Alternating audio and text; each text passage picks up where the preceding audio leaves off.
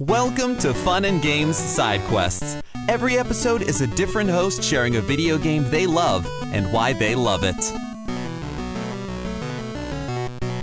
Hey everyone, it's Matthew Finneman here, better known as Finn, aka at NOLA Nerdcast on the Twitters and other various social medias. I am part of the SDGC podcast, Super Deluxe Gamescast. We are on every Thursday talking about video games and whatnot because that is what people do when they want a podcast about video games, and that is what brings me here today to talk to you about a game that I have loved with every fiber of my being since it came out, and yet it remains elusive to many, except very recently when it was finally released again when no one thought it was possible.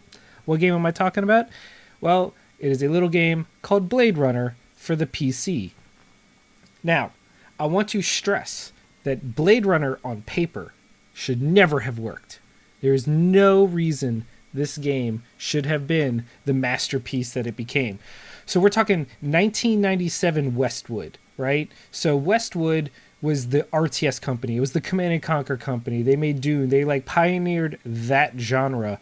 And yet suddenly they go, we want to make a licensed movie game based on Blade Runner, but also make it a traditional point-and-click game, kind of like King's Quest and those games of the 90s and 80s. And nothing about that should have worked, but it did. Everything about this game clicked in ways that that young me was just in awe of. So let's just think about that. It's a licensed game, and this is peak late 90s. So we're in the N64 PS1 era of licensed games, which I don't think anyone would ever call the golden era of licensed games. So we have that going against it, but then we also have a company that has never really made this type of game, and when you have such a huge tonal shift in your gameplay style, that's also usually a recipe for disaster. And I didn't even watch Blade Runner at that point. This game is so good, it is completely standalone. They bucked the trend. Instead of just making you play the movie as a game, the story of Blade Runner, Westwood's Blade Runner, is running concurrently to the story of Harrison Ford's Deckard's story in the movie. So you have crossovers. You run into side characters from the movie. You go to the same locations. You might hear some Easter eggs drop that, if you're a huge fan of the movie, makes you go, look at that. But nothing about this game was dependent on the movie. You did not have to have seen the movie to enjoy the game. In fact, I experienced it backwards. I enjoyed the movie more because I was picking up references to the video game. So, like I mentioned, it is a point-and-click classic game, and as someone who grew up on the King's Quest series and other games like it, I was immediately at home. What I was not expecting was the high level of polish, cinematography, and just the movie magic. They really captured the everything about this movie. The voice acting is incredible, from the bittiest bit character to the main character of you play as Ray McCoy, a Blade Runner, and you come across this who's who of memorable side characters, protagonists, antagonists, and the way the game, because it's a detective game at heart, and that's what's really cool.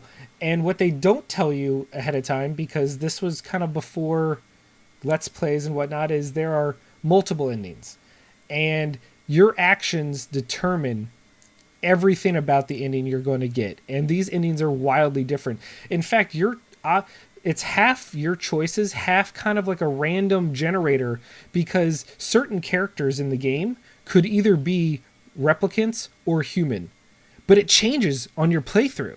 And so you can't just start a new game and assume you know where it's going to go, because the character that you had to retire before could be a human this time. So you have to pay attention to the evidence each playthrough, and depending on which replicants you retire, which replicants you side with or are sympathetic towards, or what paths you take, what evidence you find that lets you progress the plot in certain ways, will determine which ending you're going to get. And I thought that was just revolutionary in '97 for Little Finn. I mean, this game, when you find evidence, it's split up into all your menu is just a smorgasbord of little things that you can sift through. You get audio testimony, you get actual evidence, you can sort it by case because there's multiple cases that you're going to go through, even though it's overarching one plot. I will say one of the coolest things is in the game when you use your video decryptor, I don't know what to call it, and you put in a disc and you can see a picture and you can start looking at it in 3D in order to find clues in it. You have to understand, in '97 the technology for these graphics were not the world's best that we're used to. I mean, games were looking pretty in '97, but between the CG cutscenes and the character models and the expressions, the characters are done in like pixel art style, but they're so expressive and there's so many pixels, they're so dense that it almost wouldn't, I don't even know how to explain it, because the backgrounds are pre-rendered, like classic, think PlayStation Final Fantasy games where the backgrounds are pre-rendered and then your characters are just 3D moving around. In fact, thinking back on it, it actually bears strong resemblance to those PS1 Final Fantasy games because the backgrounds would just be beautiful, and then you'd have your little pixelated character just jankily walking around, but you didn't care because holy crap, everything looks so good. Oh man, I'm just rambling, but you have to understand, like, I never get a chance to talk about Blade Runner, and it wasn't until I think it was GOG, Good Old Games, or whatever that Steam-esque platform is, got the rights or found a way to circumvent the quagmire that was the rights to Blade Runner, because Westwood was bought by EA, but the movie rights were owned by somebody else, and then Westwood went under, and so no one knew what happened to the game, and then suddenly it was finally able to be played, because even someone like me who still owned the original disc, the games would not work on modern machines. It was incredibly frustrating, and trying to get them emulated was a nightmare. And so just the fact that I can replay this game and other people can experience this game just really makes me happy, because this might be not only one of my personal favorite games, but what I think might be one of the most underrated games, not only of its genre, but as a whole, just because so many people never got a chance to play it and until now. And I really hope people give it a shot, because the tension and the atmosphere in this game, there are moments as a kid that I was genuinely creeped out, because I mean, if you've seen Blade Runner, you know that the world is not all bright and cheery. It is dark and dank and claustrophobic and kind of freaky. And later on, when you start getting approached at random times by enemies that can attack you, and so you could just be walking around scenes that you've been going because you're trying to track down a clue, trying to figure out what you missed, and people come and attack you, and you were not expecting that, and it's just, it's adrenaline all the time. Oh man, I cannot gush about this game enough.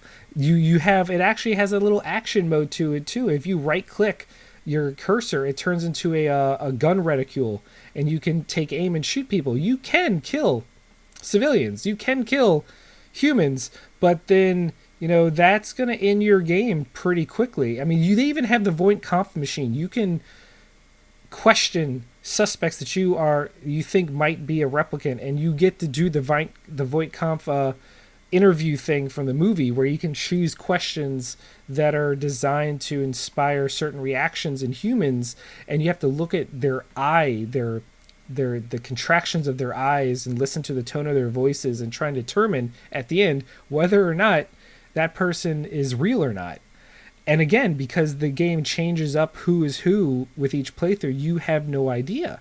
I'm trying to think. I'm purposely not going into depth in the story because this is a pure story-based driven game, and any spoiler would do it a disservice. Just, man, y'all, bruh, Blade Runner. It's so good.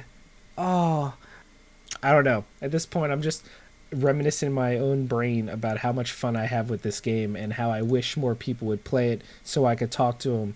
Ray McCoy is one of the best characters because, you know, like any point and click adventure game, if you do the same dialogue, you're going to get just the repeated, like, okay, this conversation's over thing, but they are just delightful. The conversations, the way everything just flows naturally is so well done. I in my head I had all these things I wanted to talk about, and then it came down to it, and it's really, if you have a PC, if you have even the slightest passing inkling of wanting to play a good point and click adventure game, Westwood did the impossible and went from defining the RTS genre to perfecting the point and click genre. They deserve so much credit. I would love to see a sequel to this game done like Blade Runner 2049 style, but just kind of on the skirts of that as well. It's just play it. Blade Runner is amazing. I'm Matthew, aka Finn, aka NOLA Nerdcast, and this has been my mostly incoherent, gushing, just love fest for Westwood's Blade Runner, the 1997 point-and-click adventure classic. You can catch me on SDGC or on our sideshow Dual Daddies, where I discuss being a brand new parent and trying to remain a gamer and all the fun pitfalls and emotional roller coasters that entails. But until I see you, just remember, happy gaming. Man, that movie was excellent. It really was. Totally blew my expectations away. I know, right? Now I really want to tell everyone about it. But I'm not sure how. Yeah. If only there was a podcast dedicated to reviewing films and discussing the latest news and trailers on upcoming films. That would be nice. Yes, for sure. And we can call it the Cineguy Show. What? No. It will be called Real Movie Critic Unleashed. No. How about Cineguy featuring Real Movie Critic? How about the Real Movie Critic and his sidekick, the Cineguy? CG and RMC. RMC and CG! The Real Movie Critic versus the Cineguy. Only at CertainPOV.com or wherever you get your podcasts. You're going down, critic. Bring it on, guy. CPOV. CertainPOV.com.